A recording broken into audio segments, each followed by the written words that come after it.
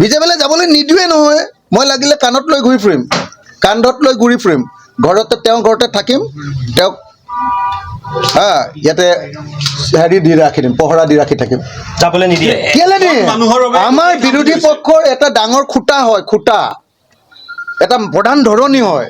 যদি ভূপেন বৰা বিজেপিলৈ যায় তেতিয়াহ'লে ভূপেন বৰাক মই যাবলৈ নিদিওঁ, মই সাৱটি ধৰি ৰখাই দিম।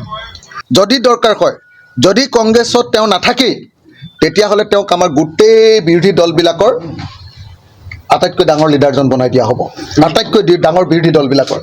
আৰু যদি তাৰ পাছতো তেওঁ যদি অসন্তুষ্ট হয় তেতিয়াহ'লে আমাৰ ৰাইজৰ দলৰ সভাপতি পদটো মই তেওঁক এৰি দিম, ৰাইজৰ দলৰ সভাপতি পদটো এৰি দিম। কিন্তু ভূপেন বৰাৰ নিচিনা এজন মানুহক, ইমান অভিজ্ঞ মানুহক, ইমান দিন ধৰি যুঁজ বাগৰ কৰি থকা মানুহক, সন্মানীয় মানুহক আমি কেতিয়াও এনেকৈ আঁতৰি যাবলৈ দিব নোৱাৰোঁ। এই কথাটো আপোনালোকে মনত ৰাখিব। মই আকৌ কৈ দিছোঁ দেই, একদম কোনো পধ্যে কোনেও নুলিয়াব যে ভূপেন বৰা বিজেপিলৈ যাব। বিজেপিক আমি ইয়াত একদম সোমাবলৈও নিদিওঁ।